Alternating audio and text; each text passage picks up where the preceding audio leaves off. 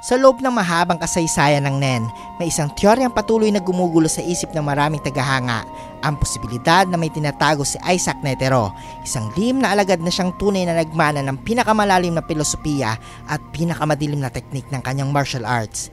Kilala natin si Netero bilang pinakamalakas na hunter ng kanyang panahon, isang maestro ng Nen na umabot sa sukdulan ng lakas sa pamamagitan ng libu-libong dasal, milyon-milyong suntok at isang buhay na inalay para maunawa ng hangganan ng tao. Pero kung iisipin natin mga idol ang kanyang personalidad, simple siyang tao pero sobrang misteryoso. Hindi siya nagsasalita tungkol sa kanyang nakaraan at hindi niya pinangalandakan ang kanyang training. At higit sa lahat mga idol, wala siyang binabanggit na kahit sinong tunay naging successor. Yes mga idol, mayroon siya mga estudyante gaya ni Morel at Nov, pero malinaw na hindi sila ang tumanggap ng tunay niyang filosofiya.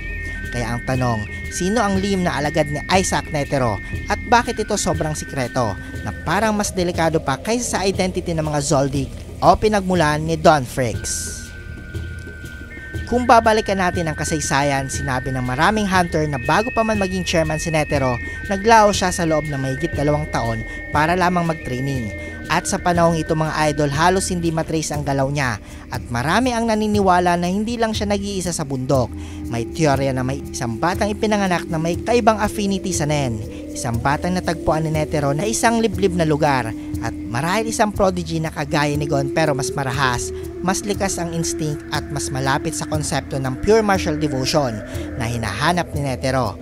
At dahil hindi siya gaya ni Gon na puno ng inosensya, ang batang ito raw ay may masidhing pagkauaw sa kapangyarihan, isang likas na killer potential na maaari maging sobrang panganib kapag hindi dinevelop sa tamang landas. At kaya imbis na isama sa Hunter Association o ipakilala sa mundo, pinili Netero na itrain ito ng lihim, malayo sa mata ng V5, malayo sa komplikasyon ng politika at malayo sa sino mang maaaring humadlang sa tunay na purong paghubog ng isang Nen user. At bukod dito mga idol, kung kilala natin si Netero, ayaw niya ng limelight. Hindi siya nagtuturo para sa papuri, nagtuturo siya para maipasa ang isang prinsipyo.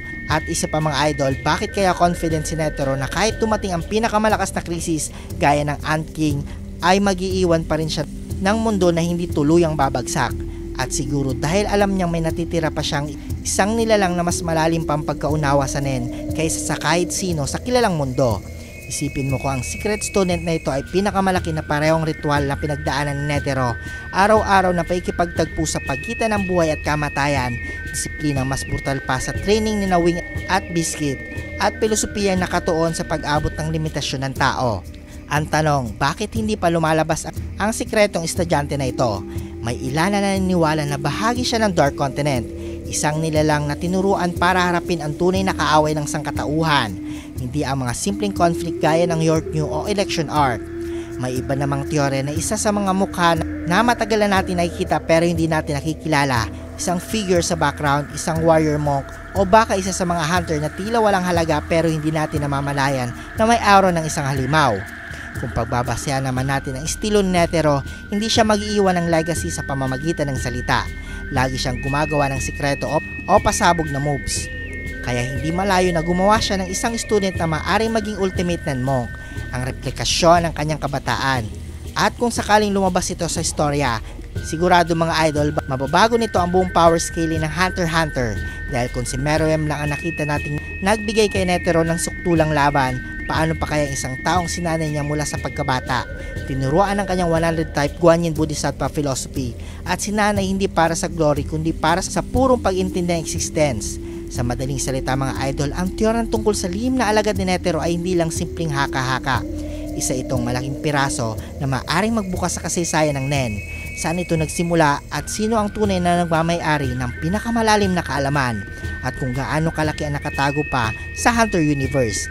At kung sakaling ilabas ito ni Togashi sa future chapters, ito ang magiging isa sa pinakamalaking lore drop sa buong serye. Isang patunay na kahit wala na si Netero, ang anino ng kanyang turo ay patuloy na gumagalaw, naghihintay ng tamang panahon para lumitaw at baguhin ang kasaysayan ng Hunter x Hunter Universe. Kung nagustuhan mo ang video ito, huwag niyong kalimutan mag-like at subscribe at hit notification bell button para updated kayo palagi sa ating video. Maraming salamat.